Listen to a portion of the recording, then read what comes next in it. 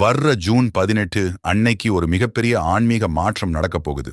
நவகிரகங்களின் சுபகிரகமான குரு பகவான் நட்சத்திரங்களின் மன்னனான பூச நட்சத்திரத்தில் பிரவேசிக்க போறாரு.